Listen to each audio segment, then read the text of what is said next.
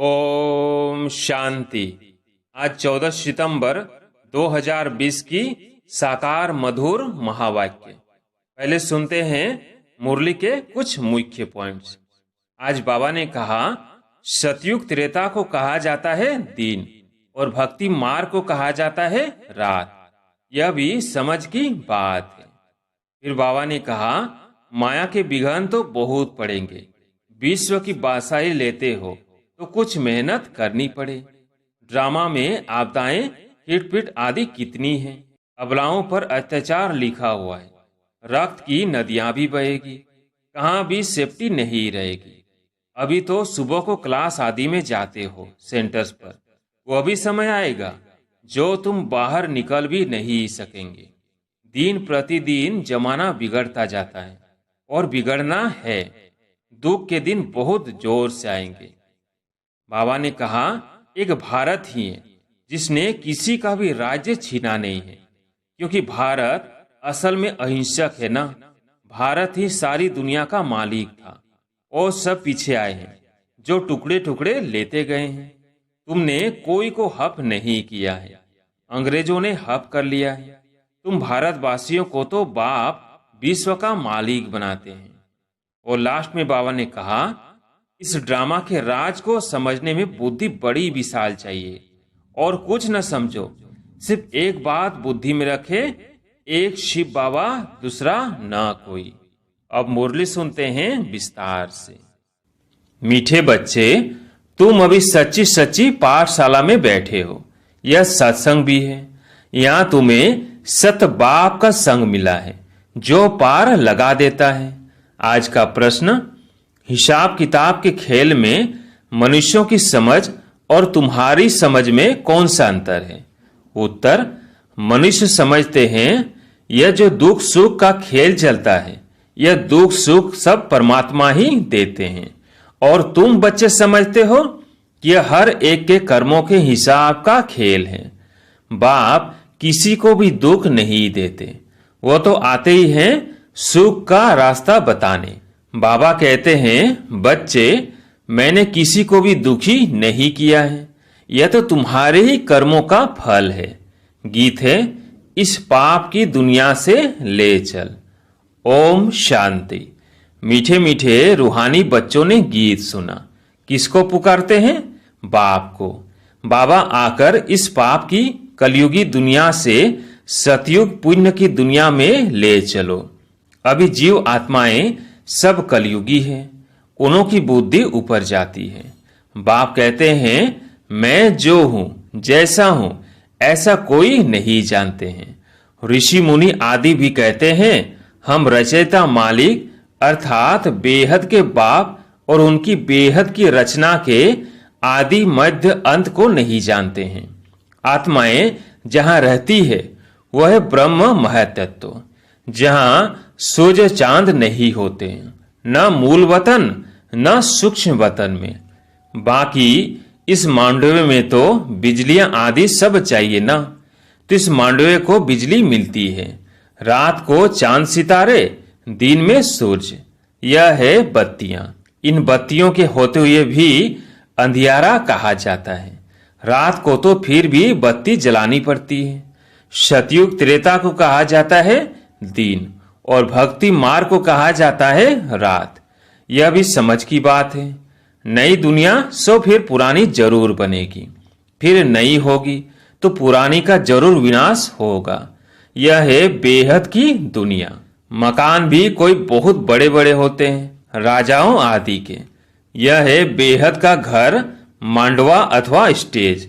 इनको कर्म क्षेत्र भी कहा जाता है। कर्म तो जरूर करना होता है। सब मनुष्यों के लिए यह कर्म क्षेत्र है। सबको कर्म करना ही है, पाठ बजाना ही है। पाठ हर एक आत्मा को पहले से मिला हुआ है। तुम्हारे में भी कोई है जो इन बातों को अच्छी रीति से समझ सकते हैं। वास्तव में यह गीता पाठशाला है। पाठशाला में कभी बूढ़े आदि पढ़ते हैं क्या? यहाँ तो बूढ़े जवान आदि सब पढ़ते हैं। वेदों की पाठशाला नहीं कहेंगे, वहां कोई भी एम ऑब्जेक्ट होती नहीं है। हम इतने वेद शास्त्र आदि पढ़ते हैं, इनसे क्या बनेंगे वो जानते नहीं। कोई भी जो सत्संग है एम ऑब्जेक्ट कुछ नहीं है। अब तो उनको सत्संग कहने से लज्जा आती है।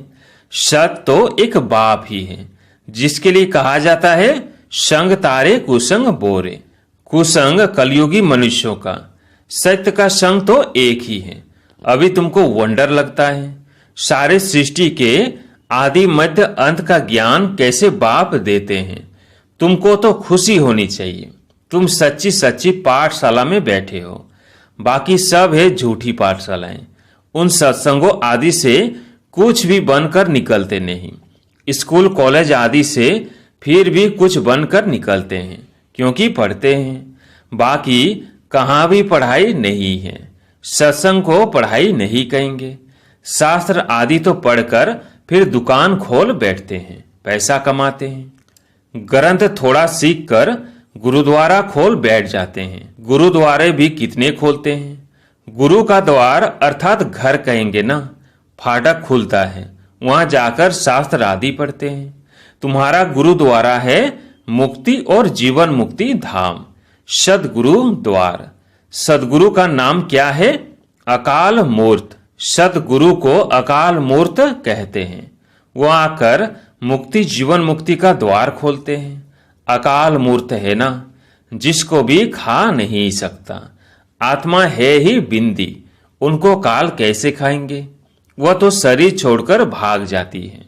मनुष्य समझते थोड़ी है कि एक पुराना शरीर छोड़ फिर जाए दूसरा लेंगी। फिर इसमें रोने की क्या दरकार है? यह तुम जानते हो, ड्रामा अनादि बना हुआ है। हर एक को पाठ बजाना ही है। बाप ने समझाया है, सतयुग में है नष्टो मोहा। मोह जीत की भी कहानी है ना, पंडित लोग सुनाते हैं। माताएं भी सुन सुनकर फिर ग्रंथ रख बैठ जाती है सुनाने के लिए। बहुत मनुष्य जाकर सुनते हैं, उनको कहा जाता है कन रस। ड्रामा प्लेन अनुसार मनुष्य तो कहेंगे हमारा दोष क्या है। बाप कहते हैं तुम हमको बुलाते हो कि दुख की दुनिया से ले जाओ। अब मैं आया हूं तो मेरा सुनना चाहिए ना। बाप बच्चों को बैठ समझाते हैं, अच्छी मत मिलती है तो लेनी चाहिए ना। तुम्हारा भी कोई दोष नहीं है। यह भी ड्रामा था। राम राज्य रावण राज्य का खेल बना हुआ है। खेल में कोई हार जाते हैं तो उनका दोष थोड़ी है। जीत और हार होती है, इसमें लड़ाई की बात नहीं। तुमको बादशाही थी, यह भी आगे तुमको मालूम नहीं था। अभी तुम समझते हो जो सर्विसूल है, जिसका नाम वाला है। दिल्ली में सबसे नामी ग्रामी समझाने वाला कौन है? तो झूठ नाम ले लेंगे जगदीश का। तुम्हारे लिए मैगजीन भी निकालते हैं, उसमें सब कुछ आ जाता है। अनेक प्रकार की पॉइंट्स लिखते हैं। ब्रिज मोहन भी लिखते हैं। लिखना कोई मासी का घर थोड़ी है। जरूर विचार सागर मंथन करते हैं, अच्छी सर्विस करते हैं। कितने लोग पढ़कर खुश होते हैं। बच्चों को भी रिफ्रेशमेंट मिलती है। कोई कोई प्रदर्शनी में बहुत माथा मारते हैं, कोई कोई कर्म बंधन में फंसे हुए हैं, इसलिए इतना उठा नहीं सकते हैं। यह भी कहेंगे ड्रामा। अबलाओं पर भी अत्याचार होने का ड्रामा में पाठ है। ऐसा पाठ क्यों बजाया? यह प्रश्न ही नहीं उठता। यह तो अनादि बना बनाया ड्रामा है। उनको कुछ कर थोड़ी सकते हैं। कोई कहते हैं हमने गुनाह क्या किया जो ऐसा पाठ रखा है। अब गुनाह की तो बात नहीं, तो पाठ है। अबलाएं कोई तो निमित्त बनेगी जिन पर सितम होंगे। ऐसे तो फिर सब कहेंगे हमको यह क्यों? नहीं, यह बना बनाया ड्रामा है। पुरुषों पर भी अत्याचार होते हैं। इन बातों में सहनशीलता कितनी रखनी पड़ती है। बहुत सहनशीलता चाहिए। माया के विघन तो बहुत पड़ेंगे। विश्व की बादशाही लेते हो तो कुछ मेहनत करनी पड़े। ड्रामा में आपदाएं खिटपिट आदि कितनी है। अबलाओं पर अत्याचार लिखा हुआ है। रक्त की नदियां भी बहेगी, कहां भी सेफ्टी नहीं रहेगी। अभी तो सुबह को क्लास आदि में जाते हो सेंटर्स पर, वह भी समय आएगा जो तुम बाहर निकल भी नहीं सकेंगे। दिन प्रतिदिन जमाना बिगड़ता जाता है और बिगड़ना है। दुख के दिन बहुत जोर से आएंगे। बीमारी आदि में दुख होता है तो फिर भगवान को याद करते पुकारते हैं। अभी तुमको मालूम है बाकी थोड़े दिन है, फिर हम अपने शांति धाम सुख धाम जरूर जाएंगे। दुनिया को तो यह भी पता नहीं है। अभी तुम बच्चे फील करते हो ना, अभी बाप को पूरी रीति जान गए हैं। वो सब तो समझते हैं परमात्मा लिंग है, शिवलिंग की पूजा भी करते हैं। तुम शिव के मंदिर में जाते थे, कभी यह ख्याल किया कि शिवलिंग क्या चीज है? जरूर यह जड़ है तो चैतन्य भी होगा। यह तब क्या है? भगवान तो रचता है, ऊपर में उनकी निशानी है सिर्फ पूजा के लिए। पूज्य होंगे तो फिर यह चीजें नहीं होगी, पूज्य होंगे तो फिर यह चीजें नहीं होंगी। शिव काशी के मंदिर में जाते हैं, किसको पता थोड़ी है भगवान निराकार है। हम भी उनके बच्चे हैं, बाप के बच्चे होकर फिर हम दुखी क्यों हैं? विचार करने की बात है ना। आत्मा कहती है हम परमात्मा की संतान हैं, फिर हम दुखी क्यों हैं? बाप तो है ही सुख देने वाला, बुलाते भी हैं हे भगवान हमारे दुख मिटाओ। वह कैसे मिटाए? दुख सुख यह तो अपने कर्मों का हिसाब है। मनुष्य समझते हैं सुख का एवजा सुख, दुख का एवजा दुख परमात्मा ही देते हैं, उन पर रख देते हैं। बाप कहते हैं मैं कभी दुख नहीं देता हूं, मैं तो आधा कल्प के लिए सुख देकर जाता हूं। यह फिर सुख और दुख का खेल है, सिर्फ सुख का ही खेल होता।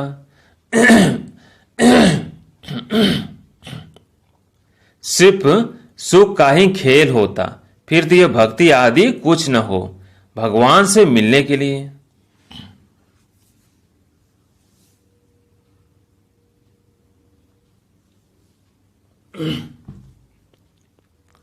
सिर्फ सुख का ही खेल होता, फिर तो यह भक्ति आदि कुछ न हो। भगवान से मिलने के लिए ही यह भक्ति आदि सब करते हैं ना। अब बाप बैठ सारा समाचार सुनाते हैं।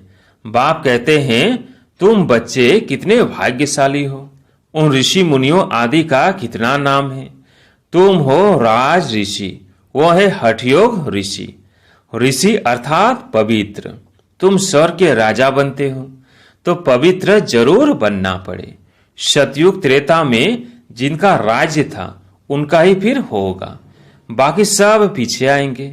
तुम अभी कहते हो हम श्रीमत पर अपना राज्य स्थापन कर रहे हैं। पुरानी दुनिया का विनाश होने में भी समय तो लगेगा ना। सतयुग आना है, कलयुग जाना है। कितनी बड़ी दुनिया है, एक एक शहर मनुष्यों से कितना भरा हुआ है। धनवान आदमी दुनिया का चक्र लगाते हैं, परंतु यह सारी दुनिया को कोई देख न सके। हाँ, सतयुग में देख सकते हैं, क्योंकि सतयुग में है ही एक राज्य, इतने थोड़े राजाएं होंगे। यहाँ तो देखो कितनी बड़ी दुनिया है। इतनी बड़ी दुनिया का चक्र कौन लगाए? वहां तुमको समुद्र में जाने का नहीं है। वहां सिलोन बर्मा आदि होंगे नहीं, कुछ भी नहीं। यह कराची नहीं होंगी। तुम सब मीठी नदियों के किनारे पर रहते हो, खेती बाड़ी आदि सब होती है। सृष्टि तो बड़ी है, मनुष्य बहुत थोड़े रहते हैं, फिर पीछे वृद्धि होती है। फिर वहां जाकर अपना राज्य स्थापन किया, धीरे धीरे हब करते गए, अपना राज्य स्थापन कर दिया। अभी तो सबको छोड़ना पड़ता है।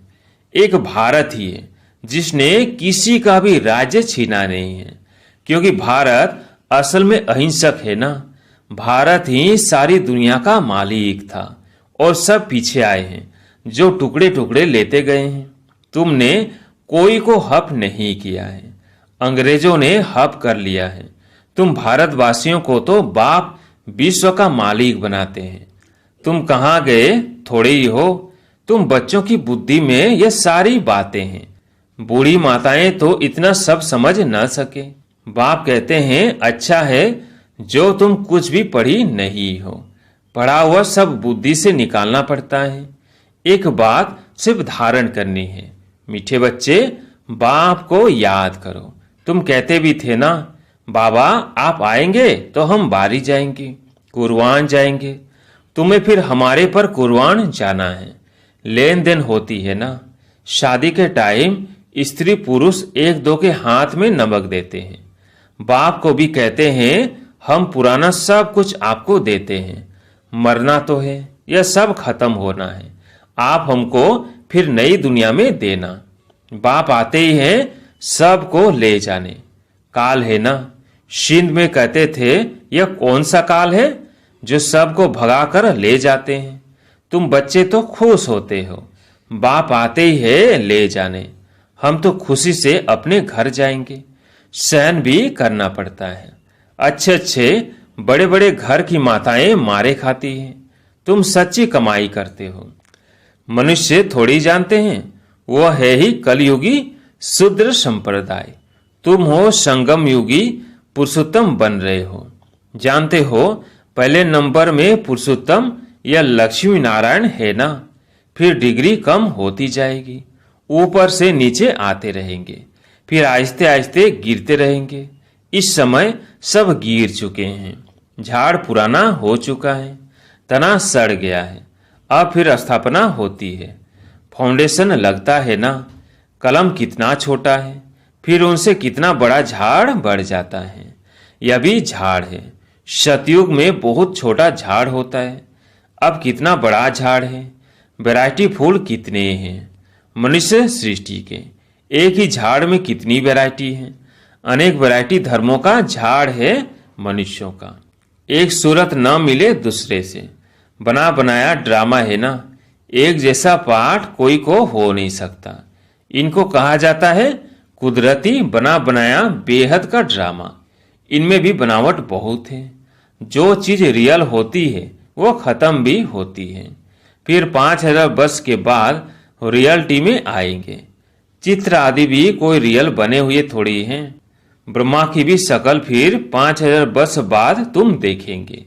इस ड्रामा के राज को समझने में बुद्धि बड़ी विशाल चाहिए। और कुछ न समझो, सिर्फ एक बात बुद्धि में रखे, एक शिव बाबा दूसरा न कोई। यह आत्मा ने कहा बाबा हम आपको ही याद करेंगे। यह तो सहज है ना। हाथों से कर्म करते रहो और बुद्धि से बाप को याद करते रहो। अच्छा, मीठे मीठे सिकिलदे बच्चों प्रति माता पिता बाप दादा का याद प्यार और गुड मॉर्निंग। रूहानी बाप की रूहानी बच्चों को नमस्ते। हम रूहानी बच्चों की रूहानी बाप दादा को याद प्यार गुड मॉर्निंग नमस्ते नमस्ते। धारणा के लिए मुख्य सार। पहला पॉइंट, सहनशीलता का गुण धारण कर माया के विघ्नों में पास होना है। अनेक आपदाएं आएंगी, अत्याचार होंगे। ऐसे समय पर सहन करते बाप की याद में रहना है। सच्ची कमाई करनी है। दूसरा पॉइंट, विशाल बुद्धि बन इस बने बनाए ड्रामा को अच्छी रीति समझना है। यह कुदरती ड्रामा बना हुआ है, इसलिए प्रश्न उठ नहीं सकता। बाप जो अच्छी मत देते हैं उस पर चलते रहना है।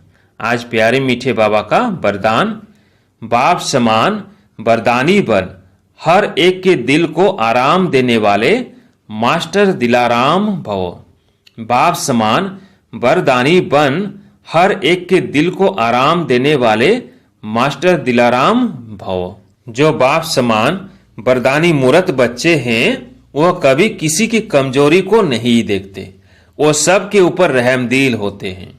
जैसे बाप किसी की कमजोरियां दिल पर नहीं रखते, ऐसे वरदानी बच्चे भी किसी की कमजोरी दिल में धारण नहीं करते। वे हर एक की दिल को आराम देने वाले मास्टर दिलाराम होते हैं। इसलिए साथी हो या प्रजा सभी उनका गुणगान करते हैं। सभी के अंदर से यही आशीर्वाद निकलती है कि हमारे सदा स्नेही सहयोगी है। आज का स्लोगन, संगम युग पर श्रेष्ठ आत्मा वह है जो सदा बेफिक्र बादशाह है। संगम युग पर श्रेष्ठ आत्मा वह है जो सदा बेफिक्र बादशाह है। अच्छा, ओम शांति।